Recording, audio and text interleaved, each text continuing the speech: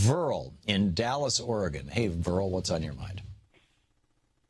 Hey, Tom. Good to talk to you. Thank you. What's up? I'm a very disappointed Bernie supporter, but I've resigned myself to vote for Hillary. And maybe it's just my own rationalization of the whole process, but I've been thinking about this lately. That when FDR ran for president, he didn't run as a populist. He became a populist out of necessity. Maybe you can correct me on that if I'm wrong. No, you're right. When FDR ran for president, he was under investigation for bribing a federal judge. He was part of the Tammany Hall machine in New York State. He was he was generally considered a fairly corrupt machine politician. He was a very wealthy man. He was an oligarch.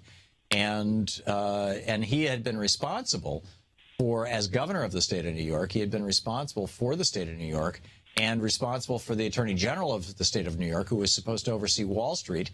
And he didn't do a very good job with that either, because Wall Street crashed and the New York AG and Governor Roosevelt did virtually nothing about it.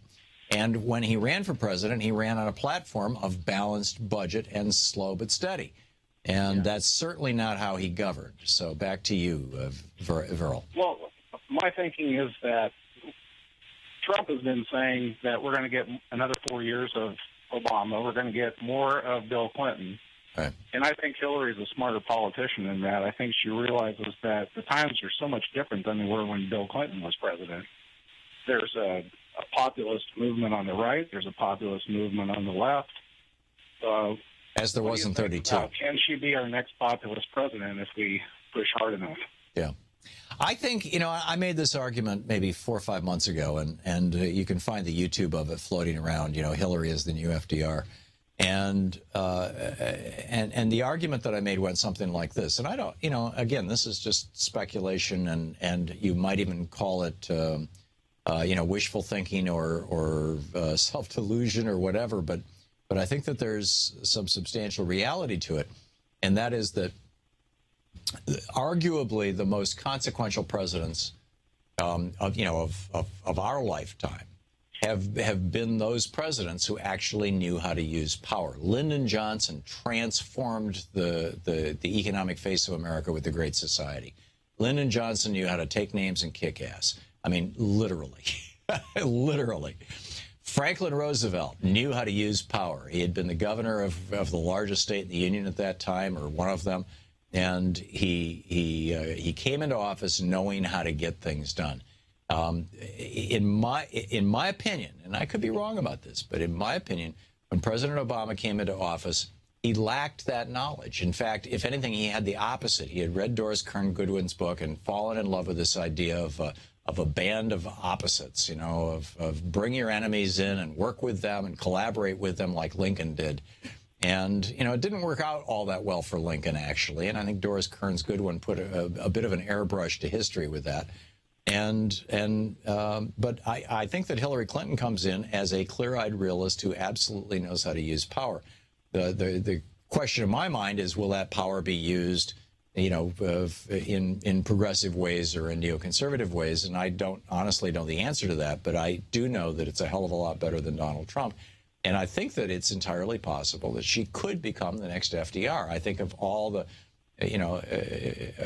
well, between her and Trump, I mean, those are basically your choices. There's no way that Jill Stein is going to be the next FDR. There's no way that Gary Johnson's going to be the next FDR. They're not going to get elected. So I think it's possible. And the other thing that's important, and if you read my book, The Crash of 2016, there's a whole chapter in there about FDR beginning his presidency.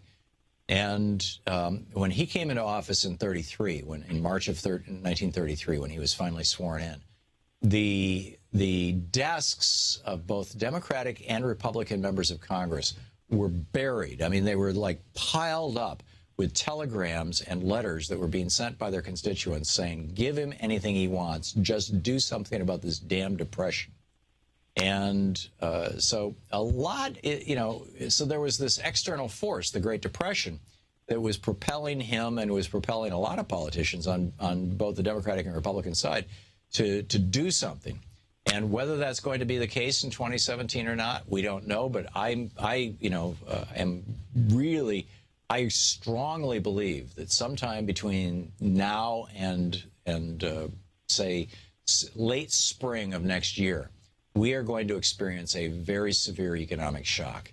And I could be wrong, but I'm pretty sure I'm not. I think it's going to be worldwide.